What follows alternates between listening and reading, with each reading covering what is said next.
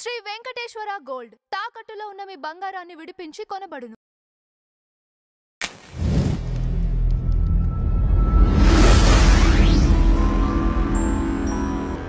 ప్రొఫెసర్‌గా మీరు చేస్తున్న సేవ అంటే నాకు తెలిసి ఈ రోజుల్లో చాలా తక్కువ మందిలో చూస్తున్నాం. అందరికీ ఉంటుంది నాలెడ్జ్. బట్ దాన్ని అవతల వాళ్ళకి షేర్ చేయటం అనేది చాలా మంచి విషయం. చక్కగా ఫ్రీ క్లాసెస్ భగవద్గీత గురించి ఇప్పుడు శృంగేరి పీఠం తరపున కూడా క్లాసెస్ ఇస్తున్నారు అనేది తెలుస్తోంది. ముందుగా భగవద్గీత గురించి వస్తే రకరకాల అనుమానాలు. ముందుగా కృష్ణుడు గురించి గోపికలు ఆయనకి అంతమంది ఎందుకని, లేకపోతే ఇంకొకటి ఆయన పైన వచ్చే కాంట్రవర్సీస్ ఈ మధ్య ఇంకా ఎక్కువ వస్తుంది. అవును, వాటన్నిటికీ మీరు ఆన్సర్ చెప్పాలంటే ఏం చెప్తారు? ఇక మనం స్టెప్ బై స్టెప్ వెళ్దాం. ఓకే. సో ఇప్పుడు కృష్ణుడు మనం ఎట్లా చూస్తామంటే గీతాచార్యుడు, కృష్ణం వందే జగద్గురు. సో ఆయన గీతాచార్యుడు చూడడం అనేది మనకు మెయిన్. ఇప్పుడు అందరి లైఫ్ లో చాలా ఘట్టాలు ఉంటాయి. బట్ ఇప్పుడు మన ప్రధానమంత్రి నరేంద్ర మోడీ గారు ఉన్నారు. ఆయన లైఫ్ లో మనం what we appreciate is he as a politician. His life also has personal issues or friends or whatever ఎవర్. But main thing is that ఇప్పుడు కృష్ణుడు లైఫ్ లో కూడా చాలా ఆస్పెక్ట్స్ ఉండొచ్చు. But the main aspect what we appreciate is he as a teacher who has given us Bhagavad Gita. So అది మనం focus చేస్తే మనకి శ్రేయస్కరం అది. rather than focusing on the story aspect, because story అంటే అక్కడ దాని తాత్పర్యం ఏంటి అన్ని చూసి దాన్ని అర్థం చేసుకోవాలి. అది చూడకపోతే అది కన్ఫ్యూజన్ క్రియేట్ చేస్తుంది. ఓకే. ఒక టీచర్గా స్టార్ట్ చేశారు కృష్ణుడిని. టీచర్గా అంటే ఫస్ట్ అర్జునుడికి గీత బోధ. దానికన్నా ముందు ఈయన లైఫ్లో జరిగినవన్నీ కూడా కొన్ని పర్ట్స్ ఏవైతే ఉన్నాయో ఆయన లైఫ్లో అనుభవించినంత బాధ ఇంకెవరూ అనుభవించలేదు అని కూడా చెప్తారు. కృష్ణుడు అనుభవించినంత బాధ. మీ వరకు అసలు కృష్ణుడు అంటే ఏంటి, కృష్ణ తత్వం అంటే ఏంటి? ఓకే. సో ఇప్పుడు రాముడు కృష్ణుడమ్మ వీళ్ళకి కొన్ని గ్రంథాలతోనే మనకు తెలుసు, పురాణ పురుషులు. ఇప్పుడు రాముడికి ఏంటి ప్రమాణం? వాల్మీకి రామాయణం. అది మెయిన్. ఇక చాలా రామాయణాలు వర్జన్స్ ఉన్నాయి, అవన్నీ that's later. But the main ప్రమాణ ఫర్ రామ ఇస్ వాల్మీకి రామాయణం.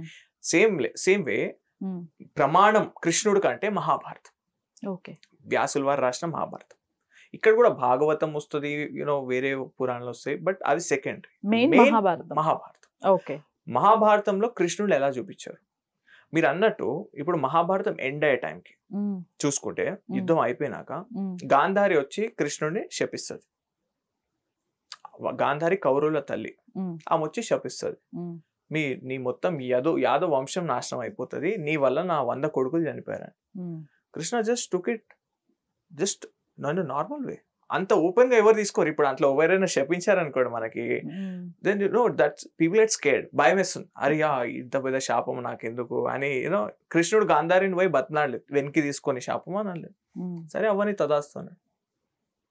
అంటే కృష్ణుడు పరమాత్మ అయ్యుండి కూడా ఆ దేహంకి ఒక ధర్మం ఉంటుంది, దేహంకి ఒక పుట్టుక ఉన్నది, ఆ దేహం ఎండు కూడా అవుతుంది.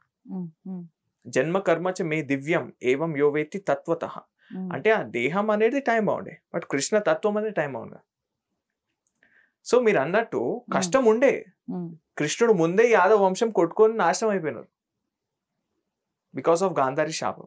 కృష్ణుడు ఆపలేదు, ఎందుకంటే ధర్మం అది, కర్మానుసారంగా అది అయ్యేది. గాంధారి శాపం వచ్చేది, యాదవ వంశం నాశనం అయ్యేది. నేను ఈ మాట అంటే ఒకళ్ళు ఏమన్నారంటే గాంధారి శాపం వల్ల కృష్ణుడు చచ్చిపోయాడని అన్నాడు. నేను ఎక్కడ చచ్చిపోయాడు అనలే కృష్ణుడు. నేను అన్న గాంధారి శాపం వల్ల యాదవ వంశం నాశనం అయింది.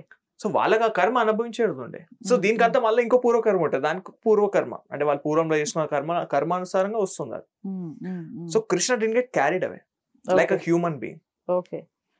ఎక్కువగా చూసుకుంటే అండి ఒక చిన్న కాంట్రవర్సీస్ దగ్గర నుంచి వద్దాం. అవును. ఇంత తెలిసిన కృష్ణుడు సైంటిస్ట్ కంటే కూడా ఎక్కువగా అంటే ఒక సైంటిస్ట్కి ఉండాల్సిన క్వాలిఫికేషన్స్ అన్నీ అప్పట్లోనే ఆయనకు ఉన్నాయి. ఈ మాయా ఇవన్నీ తీసుకొచ్చింది కూడా, ఎస్టాబ్లిష్ చేసింది కూడా ఆయనే. అట్లాంటి వ్యక్తి గోపికల విషయంలో ఆయన వాళ్ళ బట్టలు ఎత్తుకెళ్లే విషయం కానివ్వండి, ఇట్లాంటివి కొన్ని ఉన్నాయి ఆయన పైన కాంట్రవర్సీస్. వాటిపైన మీ అభిప్రాయం ఏంటి? అంటే మనం ఏది మెయిన్ ఆస్పెక్ట్ అనే లైఫ్ లో అది పట్టుకుంటాను.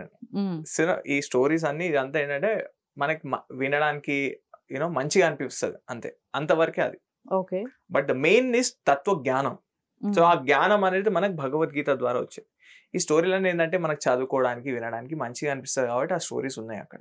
ఓకే. బట్ ఏంటంటే ఈ స్టోరీస్ ని కూడా ఇప్పుడు ఇట్లా డివైడ్ చేస్తే కృష్ణుడు లైఫ్ ని, ఇప్పుడు మహాభారతంలో కృష్ణుడు ప్రెసెంటేషన్ మెయిన్ అని చెప్పాను. ఇది ఎందుకు ఎస్టాబ్లిష్ చేస్తున్నా అంటే ఇప్పుడు భాగవతంలో కూడా కృష్ణుడి గురించి ఉంది.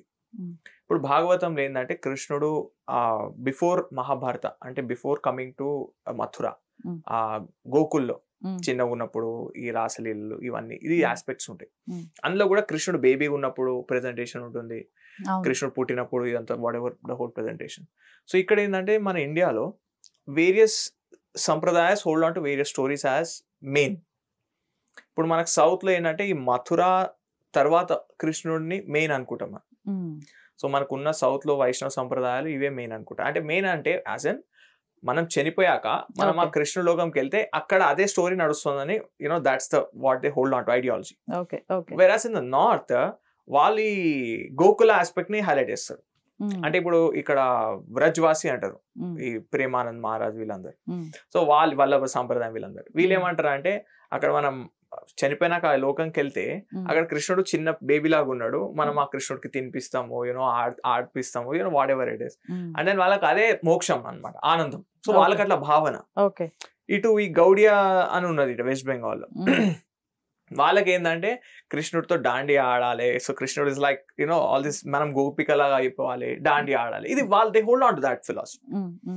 But you know putting the whole story aside, ఇవన్నీ ఉన్నది మనం ఏం తప్ప కాదంటలేము. But this whole thing is there for a purpose. భక్తి ప్రాధాన్యం అంటే భక్తిని ఎంఫసైజ్ చేయడానికి you know this whole story is there, and this has to be seen as something which is to serve us to understand Bhagavad Gita. Okay. If Bhagavad Gita ni overshadow చేసే capacity stories కి లేదు. So భగవద్ గీత is the main. Stories అనేది సబ్సర్వింగ్ అంటే భక్తి పొందడానికి stories.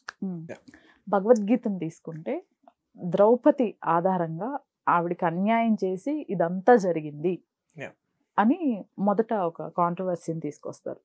ఇందులో ఎంతవరకు వాస్తవం? కరెక్ట్ ఏమో, because see there are various events అంటే ఒకటి తర్వాత ఒకటి కొన్ని జరిగాయి. That has led to the Mahabharata యుద్ధం. ఇప్పుడు ఎట్లా అంటే ఇప్పుడు పాండవులు కట్టుకున్న ఒక సామ్రాజ్యాన్ని వీళ్ళు జూదంలో అక్కడ మ్యానిపులేట్ చేశారు. మ్యానిపులేట్ చేసి అది లాక్కున్నారు వీళ్ళ దగ్గర నుంచి. అక్కడ ద్రౌపది చీరహరణ జరిగింది. సో ఇక ఫైనల్లీ దే డిసైడెడ్ యూనో సరే కృష్ణుడు ఏం చేశారంటే నేను మెసెంజర్కి వెళ్ళి వాళ్ళతో కాంప్రమైజ్ మాట్లాడతాను, సరే యుద్ధం ఎందుకు, దీన్ని అవాయిడ్ చేద్దాం మోస్ట్లీ. సో కృష్ణుడు వెళ్ళినప్పుడు అప్పటికి పాండవులు చెప్తారు, కృష్ణ ఒక్కరిని వెళ్ళకు, యూనో మేము వస్తాం ఎవరైనా అంటే నాకు ఏమైనా తేడా వస్తే అందరిని చంపొస్తాను, నేను నాతో ఏం అట్లా చేయడానికి లేదు, నేను వెళ్ళి మాట్లాడొస్తాను అని చెప్పి. సో కృష్ణుడు అడుగుతాడు వాళ్ళకి ఏదో ఒకటి, you know give them the Kingdom or give them 1/5 of the Kingdom, ఒక ఇల్లు with 5 rooms or something give, యుద్ధం అవాయిడ్ చేద్దాం అంటే. ఇక దుర్యోధనుడు కృష్ణుని స్తంభాన్ని కట్టిస్తాడు, అవమానిస్తాడు కృష్ణుడు. అప్పుడు కృష్ణుడు విశ్వరూపం ఎత్తుతాడు. సో కృష్ణుడు ఇది సెకండ్ టైం ఈ shows Vishwarupa again to Arjuna. దానికంటే ముందు దుర్యోధనుడు చూపిస్తాడు విశ్వరూపం. అప్పుడు దుర్యోధనుడు అంటాడు, నీ మాయ నా దగ్గర చూపియకు, నీ మ్యాజిక్ ఇదంతా అదంటే కృష్ణుడు అంటాడు, సరే నేను యుద్ధంలో చూసుకుందాం, యుద్ధ భూమిలో ఇక అయిపోయింది, ఇక కాంప్రమైజ్ కాదు ఇది. So that's how the battle starts.